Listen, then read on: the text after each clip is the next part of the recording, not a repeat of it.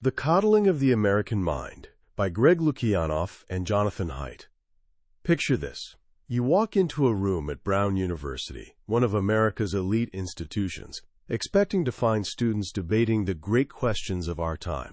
Instead, you're greeted by coloring books, bubbles, plates of cookies, and a screen playing videos of adorable puppies tumbling over each other. This isn't a daycare center. These comforts weren't set up for 5-year-olds having a rough day. They were created for college students who felt they needed protection from something truly terrifying: a debate. Just a simple campus discussion about feminism between two authors with different perspectives.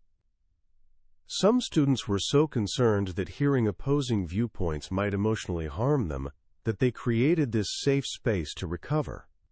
One student who retreated there later explained, "I was feeling bombarded by a lot of viewpoints that really go against my dearly and closely held beliefs." If this sounds surreal, you're not alone in thinking so. But here's the thing. This bizarre scene is just the visible tip of a massive iceberg lurking beneath the surface of modern culture. Something strange has been brewing on college campuses over the past decade, and it's now seeping into our workplaces, our politics, and our everyday conversations. We're witnessing students protesting not to demand freedom of speech, but to suppress it.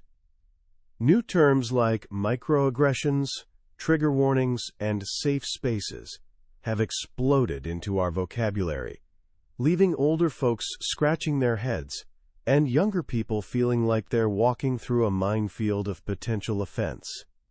Meanwhile, beneath all this cultural chaos, a genuine mental health crisis is unfolding. Rates of anxiety, depression, and suicide among teenagers have rocketed to unprecedented levels. So what on earth is happening? This is the urgent question at the heart of a truly groundbreaking book called The Coddling of the American Mind. The authors, Greg Lukianoff, a First Amendment lawyer, and Jonathan Haidt, a celebrated social psychologist, aren't here to bash an entire generation. Instead, they've crafted a compassionate, thoroughly researched investigation into a set of seductive but dangerous ideas that have begun to reshape our culture. Their argument is both startling and sympathetic. With the very best intentions, we've started raising our children in ways that are actually setting them up to fail. By the time we finish this journey together, you'll understand the 3 great untruths that are quietly reshaping how we think. You'll see the hidden forces, from parenting styles to political trends to the phones in our pockets, that have created what the authors call a culture of safety ISM. Most importantly, you'll discover timeless principles and practical wisdom that can help you become stronger, more resilient, and better equipped to flourish in a world that's certainly challenging, but also brimming with possibility. This isn't just about understanding a book, it's about understanding your own mind and how to navigate the bewildering world we're living in right now. You know that old saying, prepare the child for the road, not the road for the child? It's one of those simple pieces of folk wisdom that somehow captures a deep truth about life. The world is unpredictable and messy. It throws curveballs, creates detours, and plants obstacles right in your path. The best way to help someone succeed isn't to clear every pebble from their journey, but to equip them with the skills, strength, and confidence to handle whatever life throws at them. But here's the problem. Over recent decades, we've been doing exactly the opposite. And that's where Lukianoff and Haidt begin their story. They introduce us to 3 seductive but fundamentally flawed ideas, 3 great untruths that have spread through our culture like wildfire. These ideas often come from a place of genuine care, but they're creating consequences nobody intended. The first is what they call the untruth of fragility. What doesn't kill you makes you weaker. This flips Friedrich Nietzsche's famous line, "What doesn't kill me makes me stronger," completely on its head. To explain this, The authors start with a fascinating real-world mystery. Back in the 1990s, doctors noticed something alarming. Peanut allergies in children were skyrocketing. Nobody understood why, but the response seemed perfectly reasonable. Protect kids from peanuts at all costs. Schools created elaborate nut-free zones. Parents panicked at the thought of their children being anywhere near peanut dust. But despite all these precautions, the allergies just kept getting worse and worse. Then came a breakthrough. In 2015, a landmark study revealed something nobody expected. The very act of protecting children from peanuts was actually causing the allergy epidemic. Here's what researchers discovered. The human immune system isn't a delicate teacup that shatters the moment it encounters something challenging. It's a learning system. It needs exposure to all sorts of substances early in life to figure out what's genuinely dangerous and what's completely harmless. By keeping kids away from peanuts, parents were essentially teaching their children's immune systems to overreact, to treat a harmless protein like a deadly invader. Now here's where it gets interesting. Our minds, our emotions, and our character work exactly the same way. The authors introduced this brilliant concept from writer Nassim Nicholas Taleb called anti-fragility. Think about it this way. Some things in life are fragile, like a glass vase. Drop it, and it shatters. Other things are resilient, like a plastic cup. You can drop it repeatedly without breaking it, but it doesn't improve from the experience. But the most important systems in nature are anti-fragile. They don't just survive stress. They actually require challenges, setbacks, and even small failures to learn, adapt, and grow stronger. Your bones and muscles are anti-fragile. They literally weaken without the stress of exercise. And guess what? Your mind is anti-fragile too. Taleb uses this beautiful metaphor. Wind extinguishes a candle but energizes a fire. The goal of parenting and education shouldn't be to turn our children into fragile candles. It should be to help them become roaring fires that welcome the wind. But we've drifted into what the authors call a culture of safety ISM, where the definition of safety has expanded way beyond physical safety to include emotional safety. This subtle shift, which they call concept creep, means we now treat uncomfortable ideas, offensive words, and challenging experiences as if they're actual physical dangers that young people need protection from. This is exactly the thinking that creates safe spaces with puppy videos for college students facing a simple debate. The intention is compassionate, but the effect is devastating. It reinforces the untruth of fragility, essentially teaching an entire generation that they're too weak and delicate to handle disagreement. This leads us straight into the second dangerous idea, the untruth of emotional reasoning. Always trust your feelings. At first glance, this sounds like solid advice. We're constantly told to follow our heart or trust our gut. But here's where ancient wisdom from around the world, from the Stoic philosophers of Greece to Buddhist teachings from India, tells us something radically different. Epictetus, the Greek Stoic philosopher, put it perfectly. It is not things that disturb us, but our interpretation of their significance. In other words, your feelings aren't direct, accurate readouts of reality. They're reactions to your thoughts about reality, and those thoughts can be seriously distorted. Jonathan Haidt uses this fantastic metaphor to explain how the mind works. Imagine a small rider sitting atop a giant elephant. The rider represents your conscious, rational mind, the part that thinks in words and makes logical plans. The elephant represents everything else, the other 99% of your mental processing, your intuitions, your gut reactions, your automatic responses. The rider can try to steer the elephant, but when they disagree, the elephant almost always wins. Emotional reasoning happens when the writer, instead of questioning where the elephant wants to go, simply becomes the elephant's lawyer, inventing clever justifications for whatever the elephant already feels. This is the core mechanism behind anxiety and depression. The authors explain that the most effective treatment for these conditions is cognitive behavioral therapy, or CBT. Think of CBT as a training manual that teaches the writer how to communicate with and gradually retrain the elephant. It teaches you to spot common cognitive distortions, which are patterns of irrational thinking that amplify negative emotions. These include things like catastrophizing, where you take a small setback and imagine the absolute worst outcome. I failed this quiz, so I'll fail the entire class, drop out of college, and my life will be completely ruined. There's also black and white thinking, where you see everything in extreme terms. If I'm not a total success, then I'm a complete failure. And mind reading, where you assume you know what others are thinking, usually something negative. He definitely thinks I'm an idiot. Here's the troubling part. The authors argue that a new culture on college campuses is accidentally teaching students to engage in precisely these cognitive distortions. Take the concept of microaggressions, for example.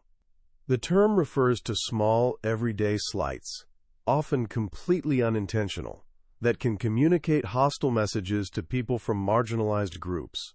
Now, subtle prejudice is absolutely real and can be genuinely hurtful, but the way microaggressions are often taught encourages students to interpret ambiguous situations in the least charitable way possible. It trains them to engage in mind reading and assume negative intent. It represents a fundamental shift from judging people by what they meant to say to judging them purely by how their words made someone feel. To illustrate a healthier approach, the authors share the powerful story of Kareth Foster, a black comedian married to a white man. Her husband was in a devastating motorcycle accident, and in the chaos of the emergency room, the all-white hospital staff kept asking her, in what felt like a dismissive tone, what her relationship was to the patient. Her immediate reaction, her elephant's gut response, was pure outrage. She thought, "Am I seriously dealing with racist nonsense right now, at a time like this?" But then her rational mind, took control. She realized the intense stress of the moment might be coloring how she interpreted their questions. Instead of lashing out, she took a deep breath, kept the lines of communication open, and focused entirely on helping her husband. Her whole demeanor shifted, the staff's attitude toward her softened, and she later realized what she'd experienced wasn't malice at all. It was just a group of stressed professionals whose default mental image of a married couple didn't happen to look like her and her husband. By questioning her initial emotional reaction, she avoided making an already terrible situation even worse. This is the exact opposite of emotional reasoning in action. The third and final dangerous idea is the untruth of us versus them. Life is a battle between good people and evil people. The human mind evolved for tribal living. We're literally hardwired to form groups, to cooperate intensely with our us, and to view them with suspicion. Social psychologists have demonstrated you can create powerful in-group loyalty and out-group hostility in just minutes by dividing people into groups based on something as meaningless as a coin flip. This tribal instinct runs deep in our nature. As the authors put it, morality binds and blinds. It binds us tightly together with our team, but it blinds us to the humanity of people on the other side, and to the serious flaws in our own team's thinking. The authors argue there are two fundamentally different ways to practice identity politics. The first is what they call common humanity identity politics. This was Dr. Martin Luther King Jr.'s approach. He didn't demonize his opponents. Instead, he appealed to the shared values and common humanity of all Americans. He drew a larger circle to include everyone: famously declaring, "Hate cannot drive out hate. Only love can do that." But there's another kind, common enemy identity politics. This approach unites a group not by appealing to what we share, but by focusing on a shared hatred of a common enemy. It shrinks the circle and cranks up the tribalism. The authors argue that certain interpretations of modern academic theories, like intersectionality, can inadvertently promote this worldview. When life gets framed as a perpetual struggle between groups defined solely by their privilege or oppression, where one group is inherently good and the other inherently bad, you've created the perfect recipe for intense us versus them thinking. This mindset explains some truly shocking student reactions to what should have been completely unremarkable emails. At Claremont McKenna College, a Latina student wrote an essay about feeling like she didn't quite fit the mold of the typical student there. The dean of students, Mary Spellman, sent her a private supportive email saying she wanted to help students who don't fit our CMC mold. The student interpreted this single word, mold, in the absolute worst way possible, posted the email on social media, and the campus erupted in protests that ultimately led to the dean's resignation. Similarly, at Yale, an administrator sent a thoughtful email gently suggesting that maybe the university shouldn't dictate to students what Halloween costumes were appropriate. She was accused of racism and enabling violence. The protests that followed eventually drove both her and her husband to resign their university positions. In both cases, students took genuinely well-intentioned words from people who were trying to be allies, and, through the distorted lens of an us versus them worldview, interpreted them as hostile attacks from enemies. So if these three great untruths are so obviously harmful, why did they suddenly explode on college campuses, starting around 2013? The authors identify 6 interconnected trends that came together to create a perfect storm. First, rising political polarization. Since the 1990s, the political left and right in America have grown to genuinely despise each other. This has fueled an outrage industry in the media, where each side gleefully highlights the absolute worst behavior from the other, creating this vicious cycle of mutual provocation. Universities, widely seen as liberal strongholds, became prime targets for right-wing media, which in turn radicalized some students on the left. Second, and this might be the most important factor, there's been a dramatic surge in adolescent anxiety and depression. Starting around 2011, teenagers' mental health took a sudden, dramatic nosedive, with girls especially affected. The authors point to overwhelming evidence linking this crisis to the exact moment when smartphones and social media became completely ubiquitous in young teens' lives. Social media isn't just a harmless distraction.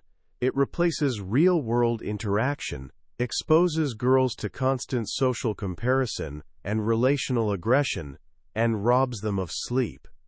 This new generation, which the authors call iGen, born after 1995, arrived on campus far more anxious and depressed than previous generations, making them much more receptive to the false promises of safety ISM.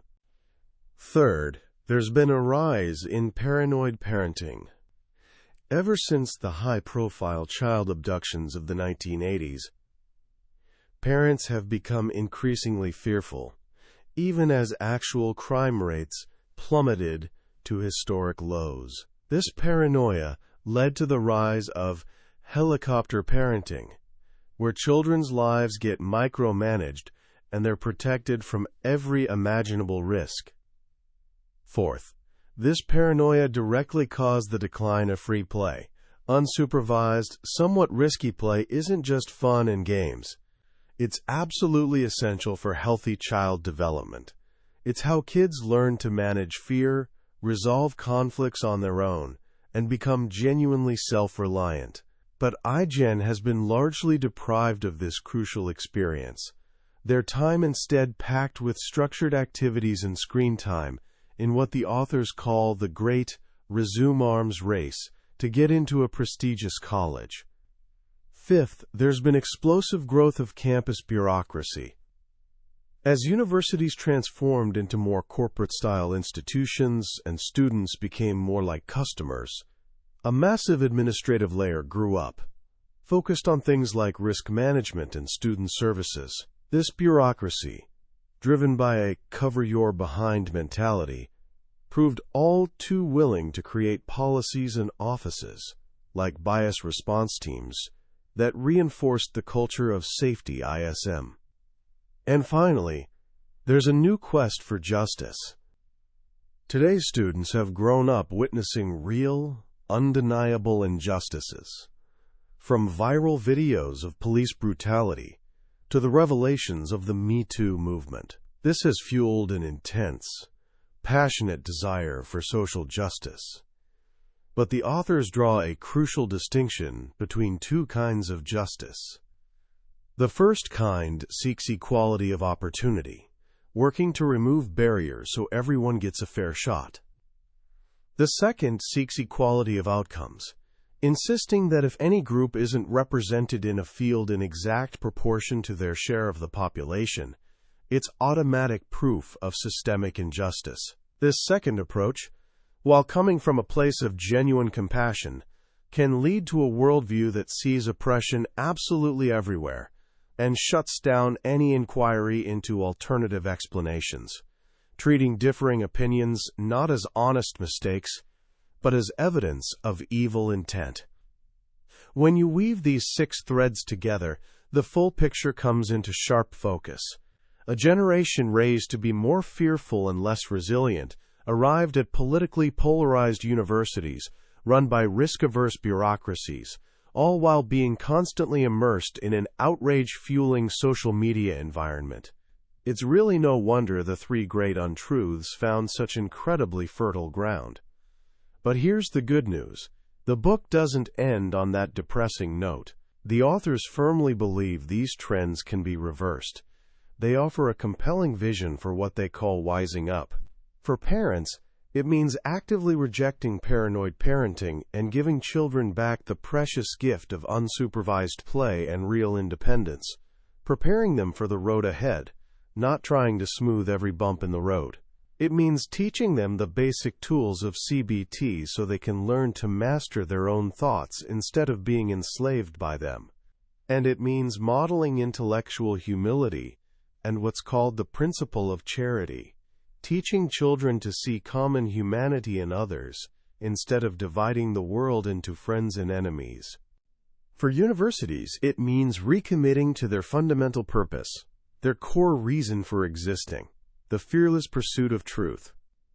It means adopting strong policies on free expression, like the famous Chicago Statement, actively promoting viewpoint diversity instead of groupthink, and teaching students the actual skills of productive disagreement rather than just shutting down debate. It means drawing a larger circle that includes everyone in a community genuinely dedicated to fearless inquiry. Ultimately, the message is one of profound hope and empowerment. We are not fragile porcelain dolls.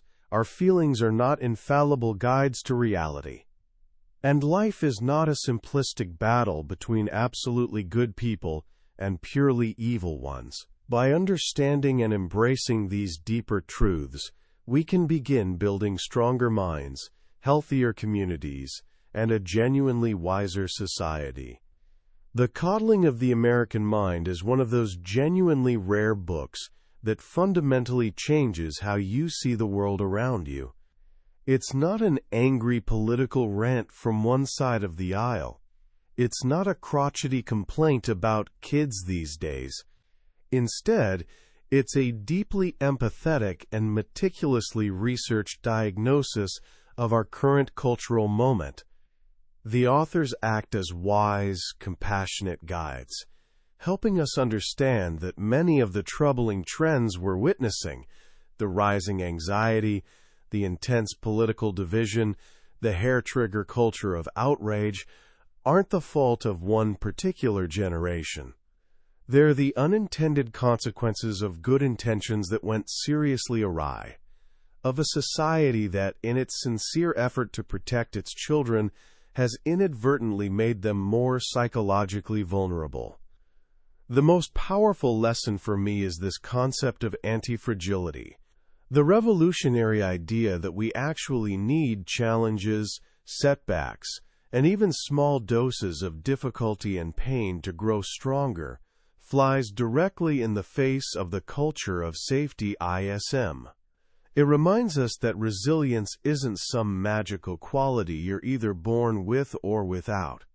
It's something you actively build, like developing a muscle, through real experience and practice.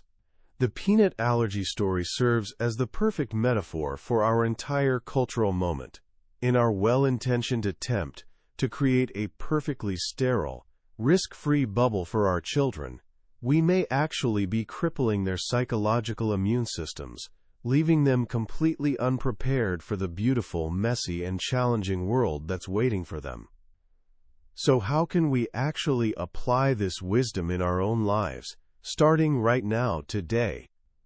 First, the next time you feel that immediate flash of anger or offense at something someone says, I want you to try a simple experiment. Just pause for a moment. Instead of automatically trusting that initial feeling, practice what's called the principle of charity. Ask yourself this question: what's the most generous, reasonable interpretation of what that person just said? Like Kareth Foster in that chaotic hospital emergency room, you might discover that what felt like deliberate malice was actually just a simple misunderstanding. By consciously choosing a more generous interpretation, you open the door to genuine connection instead of unnecessary conflict. Second, start embracing discomfort as your personal tool for growth. Van Jones, the political commentator, once told a group of college students something brilliant. I don't want you to be safe ideologically. I don't want you to be safe emotionally. I want you to be strong. He urged them to treat challenging ideas like weights in a gym. This week, actively seek out an opportunity to enter that intellectual gym. Find a thoughtful conversation with someone you genuinely disagree with, not to win some argument or change their mind, but simply to listen carefully and understand their perspective. You'll grow noticeably stronger from the exercise. Finally, regardless of your age, you can start preparing yourself for the actual road ahead, instead of demanding the road be prepared for you. If you're a parent, this might mean letting your child walk to a friend's house alone for the very first time, even though it feels scary. If you're a young person, it might mean taking on a genuinely new challenge without immediately asking for help the second things get difficult. Chief Justice John Roberts once told a group of middle school graduates something beautifully counterintuitive. We all need to experience a little bad luck, a little betrayal, and a little loneliness to truly learn the real value of good fortune, loyalty, and friendship. These difficult experiences aren't signs that you're failing at life. They're actually the essential curriculum of life itself. That was a summary of The Coddling of the American Mind by Greg Lukianoff and Jonathan Haidt. We've explored the core ideas together today, but here's the truth. A summary is like looking at a map of a beautiful, fascinating country. The real adventure only begins when you actually decide to travel there yourself. If anything we've discussed has genuinely sparked your curiosity or challenged your thinking in some way, I really encourage you to pick up your own copy of the book. It's not just another read to add to your list. It's a transformative experience that offers a clearer, sharper lens through which to view our confusing times. And more importantly, it's a deeply practical guide to becoming a wiser, stronger, and more resilient person. You can find a link to the book in the description below. Also, if this journey through a genuinely great book has been valuable to you, please take just a moment to like this video and subscribe to Billionaire's Bookshelf. That way, you won't miss out on our next deep dive into another book that genuinely has the power to change your life. Let's continue this journey of learning and growing together.